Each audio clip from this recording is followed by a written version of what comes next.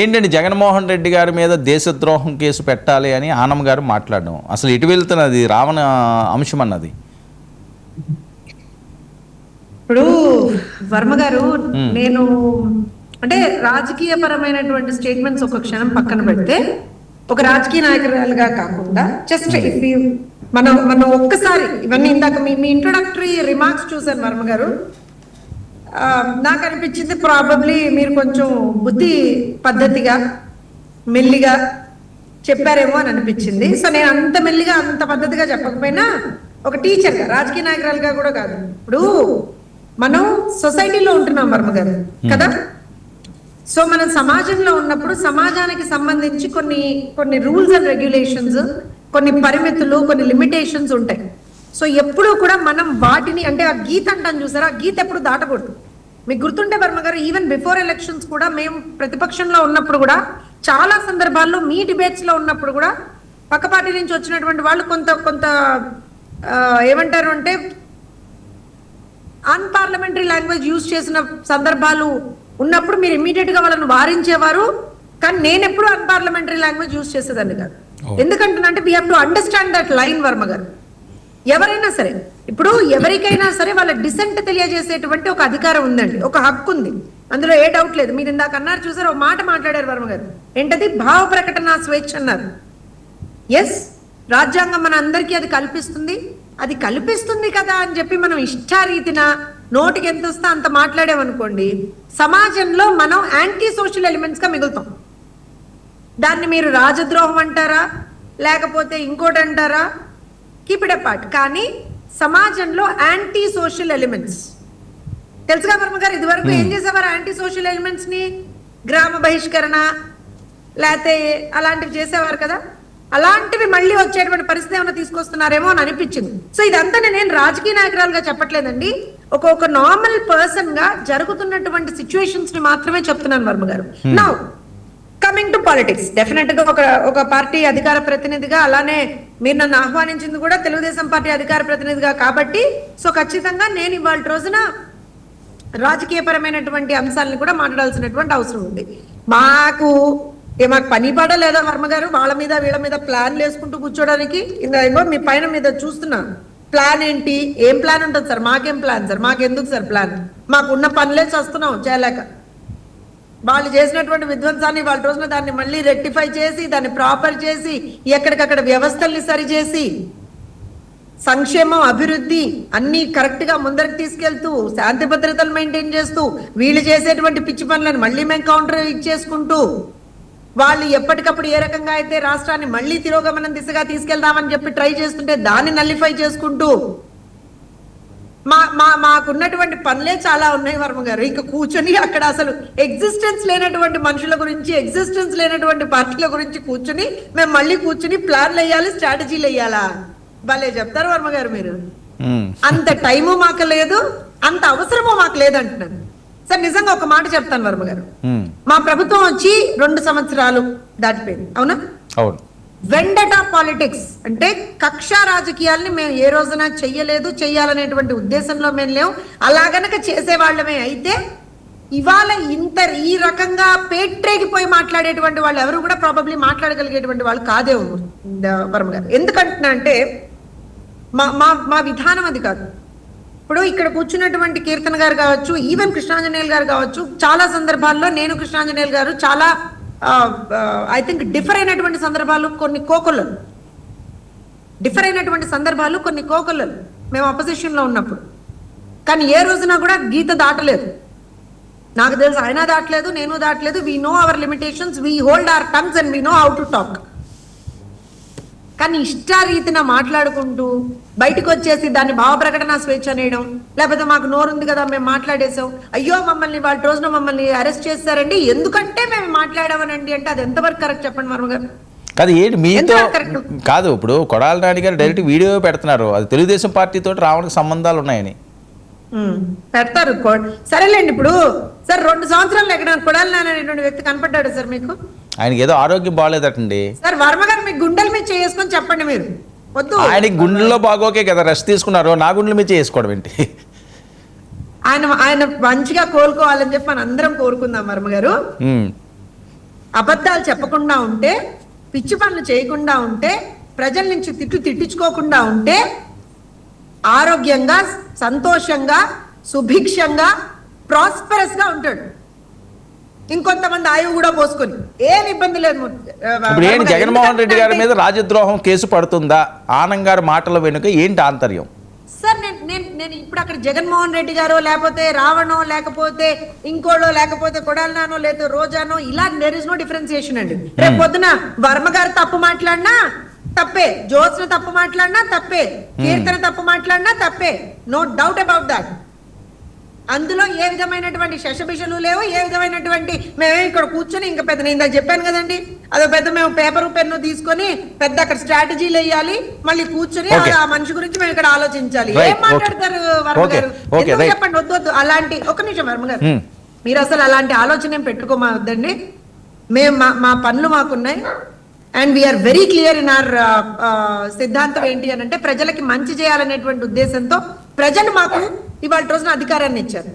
మేము ఆ అధికారాన్ని కేవలం ప్రజల కోసం మాత్రమే ఉపయోగిస్తాం. వర్మ గారు, రైట్. ఓకే, కీర్తన గారు మీ వెర్షన్ ఏంటి? మొన్న కూడా మనం డిస్కస్ చేసాం. ఇప్పుడు డైరెక్ట్గా జగన్మోహన్ రెడ్డి గారి మీదకే వెళ్తున్నది అని ఒక మంత్రి మాట్లాడడం, ఎవరో ఏదో మాట్లాడారంటే అది వేరే అంశం. నాని గారేమో రావణ్కి తెలుగుదేశం పార్టీకి సంబంధాలు ఉన్నాయని ఆయన వీడియో పెడుతున్నారు. ముందుగా మీకు ప్యానల్ పెద్దలకి ఇందులో ఇంకొక కీలకమైన అంశం, పవన్ కళ్యాణ్ గారిని ఈగల్ ఆఫీసర్ కలిసేడట, అప్పటి నుంచి కేసులు మారినాయి అని ఇంకొకటి మొన్న కూడా మనం డిస్కస్ చేసాం, అది నడుస్తుంది. సార్ ఈరోజు పాకిస్తాన్ లో వర్షం పడుతుందంట సార్, దానికి కూడా కారణం మేమే సార్. ఏం సార్ ఈ పిచ్చివాగుడు? ఒకటైనా అర్థం చేసుకోవాలి, రావణ్ అనే వ్యక్తి పార్టీలకు అతీతంగా ఏదో ప్రశ్న అని యూట్యూబ్ ఛానల్ పెట్టుకొని అతను జీవనోపాధి కోసమో ఇంకోటో చేస్తున్నాడు అనుకుందాం. ఫస్ట్ అలా అనుకున్నాం మేము. కానీ స్టార్టింగ్ డేస్ నుంచి ఇప్పటిదాకా చూస్తే విషయం మాత్రం పవన్ కళ్యాణ్ గారి మీద అక్కసు మొత్తం కక్కుతూనే ఉన్నాడు ఆ అబ్బాయి. అండ్ ఇంకోటి ఏంటంటే విపరీత స్థాయికి వెళ్ళిపోయేసి రేషం గురించి అండ్ నక్సలిజం గురించి, టెర్రరిస్ట్ అటాకుల గురించి కూడా అతను ఎంత వ్యంగ్యంగా మాట్లాడుతున్నారో మనం అందరం కలుపు చూసాం. అండ్ అట్ ప్రెసెంట్ ఇప్పుడు ఆ వీడియోస్ డెలీట్ కూడా అయిపోయాయంట. మరి ఎవరు డెలీట్ చేస్తున్నారు, ఎవరు అతను వెనకుండి మాట్లాడిస్తున్నారో అది వైసీపీ పెద్దలు చెప్పాలి. ఎందుకంటే వెనకేసుకొని వచ్చి ట్వీట్ల మీద ట్వీట్లు వేస్తూ ప్రశ్నిస్తున్నాం అని ప్రశ్న ఛానల్ సపోర్ట్ చేస్తున్నా వైసీపీ బ్యాచ్ చెప్పాలి. ఎందుకంటే ఒక దేశాన్ని, టెర్రరిస్ట్ని, నక్సలిజాన్ని అండ్ వ్యక్తిగత విమర్శలని సపోర్ట్ చేస్తున్నారు అంటే మరి వాళ్ళు వైసీపీ వాళ్ళ నాకు తెలియటం లేదు. ఇది ఒకసారి అర్థం చేసుకోమని చెప్పండి. ప్రశ్నించడం అంటే ఏంటి? వ్యక్తిగత విమర్శలు కాకుండా విధానపరంగా విమర్శలు చేస్తే, మేము అరెస్టులు చేస్తే మీరు ప్రశ్నించండి. అంటే ఫర్ సపోజ్ గవర్నమెంట్ లో ఏమైనా తప్పులు జరుగుతున్నాయి, నన్ను లేదంటే జ్యోత్స్న అక్కను క్వశ్చన్ చేస్తే ఇక్కడ నాగార్జున యాదవ్ గారు మేము యాక్సెప్ట్ చేస్తాం. అదే వ్యక్తిగతంగా విమర్శలు దిగజారంటే అక్కడ స్టఫ్ లేదని మనకు అర్థమైపోతుంది. వాళ్ళ దగ్గర సత్తా లేకపోతే వ్యక్తిగతంగా మాట్లాడతారు. అండ్ ఇక్కడ పర్టికులర్లీ ప్రశ్న ఛానల్ నడుపుతూ రావణ్ అనే వ్యక్తి అలియాస్ బొచ్చల కూర జోసెఫ్ అంట ఆయన పేరు, ఆయన ఒక పబ్లిక్ మీటింగ్ లో ఏంటి minority, Christianity, SC ST meeting వాళ్ళని ఉద్ధరించి మాట్లాడడానికి వచ్చిన సభలో పెద్దల ఎదుట ఏం మాట్లాడాలో కూడా విఘ్నత లేకుండా చాలా నీచంగా దిగజారుడుగా పవన్ కళ్యాణ్ గారిని విమర్శించారు. సాటి జన సైనికురాలిగా, పార్టీ పర్సన్ గా అండ్ ఇక్కడ ఉన్న సొసైటీలో పవన్ కళ్యాణ్ గారికి ఎంత రెస్పెక్ట్ ఉంటుందో మీకు తెలుసు. అటువంటి వ్యక్తిని వ్యక్తిగతంగా విమర్శిస్తే వ్యతిరేకత రాదా, కేసులు పడవా? దీంట్లో ఫస్ట్ తప్పు ఎవరు చేశారు? ఆ తప్పును ప్రోత్సహిస్తున్న వాళ్ళు ఎవరు? మధ్యలో రావడానికి టీడీపీతో జనసేనతో ఏంటి సంబంధం? తప్పుని ఎండగట్టినది ప్రజలు, అరెస్ట్ చేయమని ఆర్డర్స్ ఇచ్చింది ప్రభుత్వం. ఎందుకు అట్లా వ్యక్తిగత విమర్శలు చేయకూడదు? కంప్లైంట్ రైజ్ అవుతున్నాయి, ఒకటి కాదు రెండు కాదు, దగ్గర 100 కంప్లైంట్ పైన వచ్చాయి. అతని పైన మనోభావాలు దెబ్బతిన్నాయి. అతను కనపరిచించే ప్రజలు ఎగరపడి కొట్టడానికి ట్రై చేస్తున్నారు. అంటే ఎందుకు అంత బాధ అనిపిస్తుంది ప్రజలకి? ఒక ప్రజానాయకుడిని అలా నువ్వు ఇష్టం వచ్చినట్టు, సభ్య సమాజం సిగ్గుపడేలాంటి మాటలు, నీ భార్య పిల్లలు కూడా వినకూడని మాటలు, వాళ్ళకు నువ్వు చూపించుకోవడని మాటలు నువ్వు మాట్లాడావు. ఈ రోజు వాళ్ళ భార్య వచ్చి మాట్లాడేటప్పుడు ఒక్కసారి ఆవిడ వెనక్కి తిరిగి చూసి తన భర్త ఇస్తున్న ఛానల్ ద్వారా చూస్తున్నప్పుడు ఆవిడ మాట్లాడే మాటలు సభ్య సమాజం ఆమోదిస్తుందా? నా భర్త మాటలు కరెక్టేనా? ఈవెన్ నేను ఇక్కడ మాట్లాడుతున్నా, జోష్నక్క మాట్లాడుతున్నా, మేము మాట్లాడే మాటలు ఒకసారి మా భార్య చూస్తున్న భయంతో మేము మాట్లాడతాం. మాకెంత బాధ, ఎంత అక్కసు ఉన్నా కూడా వైసీపీ ప్రభుత్వం మీద ఆ కంట్రోల్ మాకుంది. మీ భర్త అలాంటి మాటలు మాట్లాడుతున్నప్పుడు మీరు ఎప్పుడూ ఆయన్ని క్రమశిక్షణలో పెట్టకుండా, కనీసం ఆయన తప్పు మాట్లాడుతున్నారని చెప్పకుండా, ఇప్పుడు వచ్చి అన్యాయంగా అరెస్టులు, అక్రమంగా అరెస్టులు, అయ్యో అబ్బబ్బా అని ఏడిస్తే ఏమవుతుంది? అది కూడా ఒక స్క్రిప్టెడ్ ప్రోగ్రామ్ లాగా బోరగడ్డ అనిల్ వైఫ్ వచ్చారు, వరారెడ్డి వైఫ్ వచ్చారు, సేమ్ అంతే. తప్పులు చేస్తున్నప్పుడు భర్తలు సమర్థించిన వ్యక్తులు వాళ్ళు అరెస్ట్ చేయగానే వచ్చేస్తున్నారు. ఇది ఏ విధంగా కరెక్ట్? ఒకసారి రీచెక్ చేసుకోవాలమ్మా. మీరు మీ ఇంట్లో మీ భర్త ఇలాంటి మాట్లాడినా మీరు సమర్థించచ్చా? బోరగడ్డ అయినా, వర్రారెడ్డి అయినా, రావణ్ అయినా కేసులు పడతాయి, అరెస్టులు అవుతారు, అది కరెక్ట్ గా యాక్ట్ అవుతుంది. ఇప్పుడు వచ్చి మీరు ఏడిస్తే ఏమీ కాదు, కంట్రోల్ పెట్టకుండా. Okay, right. నాగార్జున యాదవ్ గారు, ఏంటి ఎలా చూడాలి? జగన్మోహన్ రెడ్డి గారి మీద రాజద్రోహం కేసు పెట్టాలి, రావణ్ను వెనకేసుకుంటూ వస్తున్నారని చెప్పి మంత్రి ఆనం గారు మాట్లాడడం, మరొక వైపు కొడాలి నాని గారు అసలు మాకేంటి సంబంధం అని ఆయన అంటారు, ఈయనేమో ఆయనకి సంబంధం ఉంది, ఆయన మీద కూడా పెట్టాలని ఈయన అంటారు. అసలు ఎటువైపు వెళ్తుంది రావణ అంశం? రావణ్కి మీకు అసలు సంబంధం ఏంటి? 99 టీవీ ప్రేక్షకులకి ముందుగా నమస్కారాలండి. చాలా రోజుల తర్వాత మా జోష్నా అక్క గారితో కలిసి డిస్కషన్స్ రావడం, మీ ఛానల్లో కూడా చాలా తర్వాత ఐ థింక్ ఫస్ట్ టైం అనుకుంటా కీర్తన గారితో. సరే, రావణ్ గురించి వాటి గురించి మాట్లాడేటప్పుడు ఐ హోప్ జోష్నా అక్క కూడా అదేవిధంగా అనలిస్ట్ గారు కూడా కాస్త వినాలి. ఒక చిన్న సంఘటన మీతో షేర్ చేసుకోవాలి. దాదాపుగా మీతో నాకు ఒక 10 ఏళ్ళ పరిచయం ఉంది కాబట్టి మీతో కూడా ఈ విషయం షేర్ చేసుకోవాలి. రావణ్ ఇష్యూ కంటే ముందు 2024 జూలై 29 ఆ టైంలో కుప్పం పోలీసులు నన్ను అరెస్ట్ చేశారు. అరెస్ట్ చేసిన దానికి గల కారణాలు ఏంటంటే 2003లో చంద్రబాబు నాయుడు గారి పైన జరిగినటువంటి నక్సలైట్ దాడిలో నాగార్జున యాదవ్కి ప్రమేయం ఉందని నా మీద వచ్చినటువంటి ఆరోపణ. నన్ను అరెస్ట్ చేశారు. సీరియస్లీ హైకోర్టుకి వెళ్ళాం. హైకోర్టులో బెంచ్ దగ్గర పబ్లిక్ ప్రాసిక్యూటర్ తమ వాగ్దాటిని వినిపించారు. సార్, దీని మీద తీవ్రంగా విచారణ చేయాల్సిందే, ఖచ్చితంగా నాగార్జున యాదవ్కి దానికి సంబంధం ఉందని మేము నొక్కి వక్కానిస్తున్నాం అని చెప్పారు. అప్పుడు హైకోర్టు జడ్జి గారు, అంతా బాగానే ఉంది, నాగార్జున యాదవ్ 95లో పుట్టాడు సార్, 2002-2003కి అబ్బాయికి 7 ఏళ్ల వయసు, అసలు ఈ సంబంధాలు ఏంది? మీరు అసలు కేసు పెట్టేటప్పుడు కానీ ఎఫ్ఐఆర్ ఫైల్ చేసేటప్పుడు కానీ కనీసం చూసుకోవాలా, లేకపోతే ఏమైనా ఉందా? ఎవరో ఒక కంప్లైంట్ ఇచ్చేస్తే మీరు కంప్లైంట్ తీసుకొని చేసేసేయడమా అని చెప్పి 40 సిఆర్పిసి నోటీస్ ఇచ్చి స్టే ఇచ్చింది. చెప్పండి సార్, మరి మా మావోయిస్టులతో నక్సలైట్లతో నాగార్జున యాదవ్కి సంబంధం ఉందని మీరు భావిస్తున్నారా గట్టిగా? సో ఎందుకు జరుగుతుంది ఇది? నాగార్జున యాదవ్ మాట్లాడుతున్నాడు, నాగార్జున యాదవ్ ఆపేసేయాలి, ఇంకేం లేదు, దాంట్లో ఇదేం లేదు. ఇప్పుడు కంప్యూటర్ ఇక దాని గురించి చర్చకు వెళ్ళడం అంతకు బాగుండదు, ఎందుకంటే కోర్టులో నడుస్తుంది కాబట్టి. ఇది నా వ్యక్తిగతమైనటువంటి ఎక్స్పీరియన్స్ చెప్తా. తర్వాత ఇప్పుడు రావణ్ గురించి వచ్చింది. రావణ్ గురికి సంబంధించి మొదలు ఫస్ట్ చాలా క్లియర్ గా చెప్తాను అండి. రావణ్ కి వైఎస్ఆర్ కాంగ్రెస్ పార్టీకి సంబంధం లేదు. ఎందుకంటే మా పార్టీలో చాలా మంది అధికార ప్రతినిధులు ఉన్నారు, పార్టీలో పనిచేసే వాళ్ళు ఉన్నారు, చాలా మంది ఉన్నారు. దాంట్లో మాట్లాడాలనుకుంటే వారందరూ మాట్లాడొచ్చు, దాంట్లో ఇబ్బందికరమైన అంశం లేదు.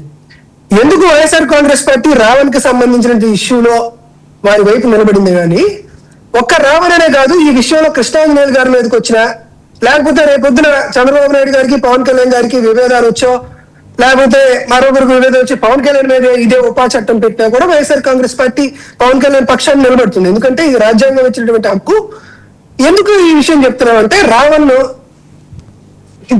హిందూ మతం మీద విమర్శలు చేశాడు, లేకపోతే హిడ్మా గురించి మాట్లాడారు, అందుకని ఈ కేసులు అని చెప్తున్నారు. ఇవన్నీ మాట్లాడింది ఎప్పుడు? 2025 నవంబర్ 18వ తేదీన. ఆ తర్వాత ఇప్పటికి 8 రోజులైంది. పిఠాపురంలో ఒకసారి కేసు పెట్టారు. అప్పుడు ఎట్లా రావణుడి గురించి కానీ, రాముడి గురించి కానీ, సీతమ్మ తల్లి గారి గురించి కానీ కేసు పెట్టలే. అప్పుడు జరగల. తర్వాత ఇమీడియట్ సర్పవరంలో కేసు, అప్పుడు కూడా ఈ అంశాలు రాలా. ఇమీడియట్ గా పాయకారావుపేట కేసు, అప్పుడు రాలా. ఇమీడియట్ గా మచిలీపట్నంలో కేసు, ఇది రాలా. ఎందుకు రాలా? Arnesh Kumar versus state of Bihar case ప్రకారం, సుప్రీంకోర్టు మార్గదర్శకాల ప్రకారం ఎవరైనా మనోభావాలు దెబ్బతిన్నాయని వాళ్ళ సెక్షన్స్ ఏవి పెట్టినా కూడా ఆ సెక్షన్స్ అన్ని బిలో 7 years కాబట్టి Arnesh Kumar versus state of Bihar supreme court తీర్పు ప్రకారం 7 years బిలో మెకానికల్ అరెస్ట్ చేయకూడదు, అదేవిధంగా ఆటోమేటిక్ రిమాండ్ ఇవ్వకూడదు అనేటువంటి రూలింగ్ ఉంది కాబట్టి అందుకు ఇవ్వాలి. అప్పుడు ఈ ఉపా చట్టం, unlawful activity and prevention act అని వచ్చింది.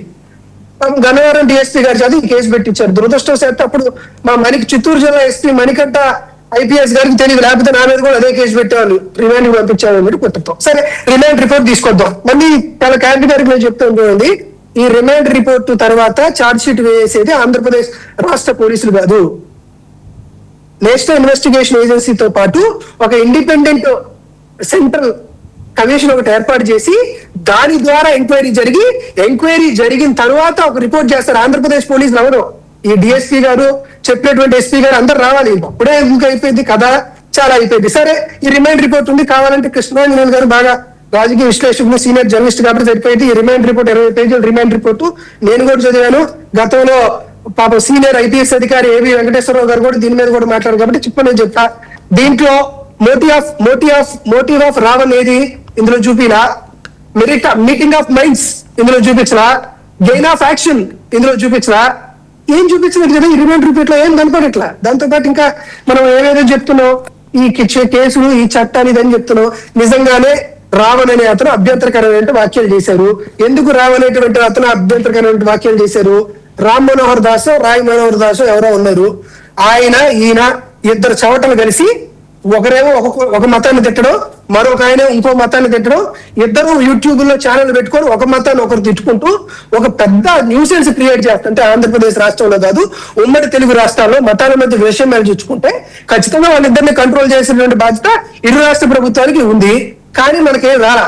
మనకి ఎప్పుడు గుర్తొచ్చింది అది, పవన్ కళ్యాణ్ గారిని తిట్టారు, అరెస్టు చేయాలనేటువంటి ఆలోచన వచ్చిన తర్వాత ఇతను ఉగ్రవాదానికి సంబంధించినటువంటి కార్యకలాపాలు చేస్తున్నారు, భారతదేశం యొక్క విభజనని ప్రోత్సహిస్తున్నారు, నక్సలైట్లకి మావోయిస్టులకి ముప్పుంది అనేటువంటి అంశం నేషనల్ ఇన్వెస్టిగేషన్ ఏజెన్సీకి తెలియదా? వర్మ గారు ఒకసారి చూడండి, నేషనల్ ఇన్వెస్టిగేషన్ ఏజెన్సీకి తెలియదా? రా డిపార్ట్మెంట్ కి తెలియదా? ఐబీకి తెలియదా?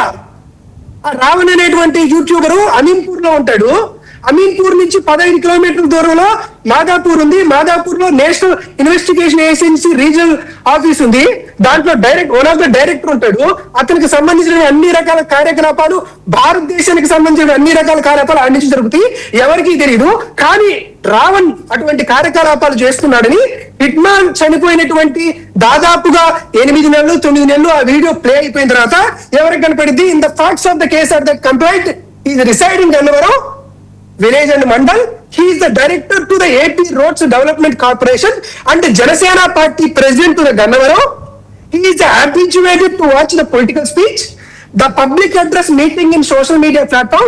Subsequently, when he watched the video 28/6/2026, Jada Shravan Kumar conducted a Dalit Christian meeting at Eluru to watch the accused Bachulapur Joseph and Ochi against the constitutional authorities holding official position in the state of Andhra Pradesh. ఇది ఆయన ఇచ్చినటువంటి complaint. ఇది remand report లో స్పష్టంగా ఉంది. పవన్ కళ్యాణ్ గారి పైన అనుచిత వ్యాఖ్యలు చేశాడని రిమాండ్ రిపోర్ట్ లో స్పష్టంగా కనపడుతుంది. ఇది రిమాండ్ రిపోర్ట్ స్పష్టంగా కనపడితే ఏం కేసు పెడుతున్నారు మీరు?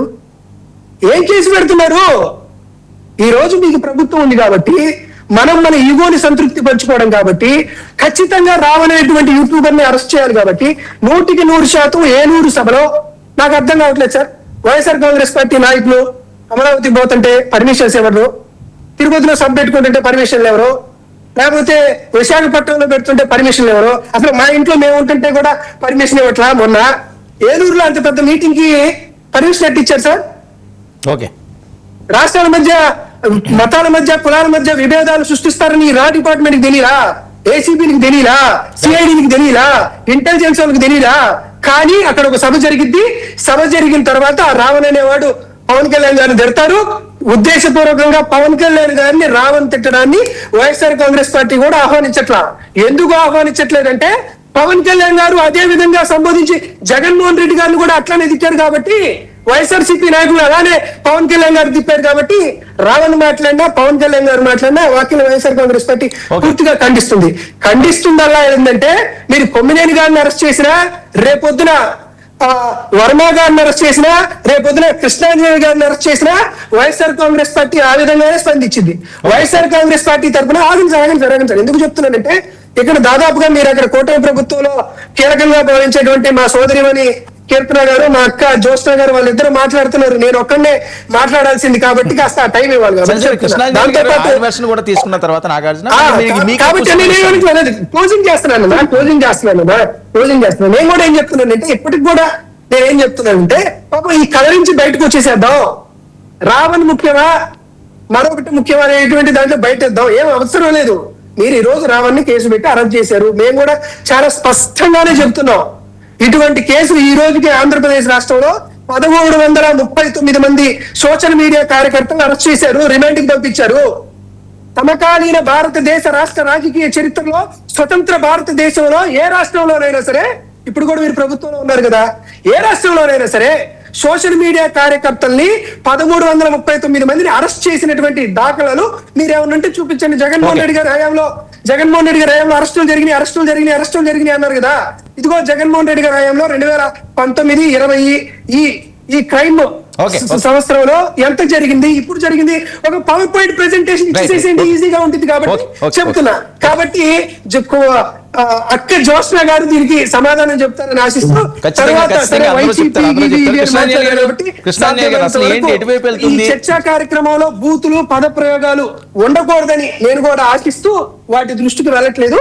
బహుశా ఇదే హోందాగా ఈ చర్చ సాగుతుందని మనస్ఫూర్తిగా కోరుకుంటున్నాం. ఖచ్చితంగా ఇలాగే సాగుతుంది, ఎటువంటి అనుమానాలు అవసరం లేదు.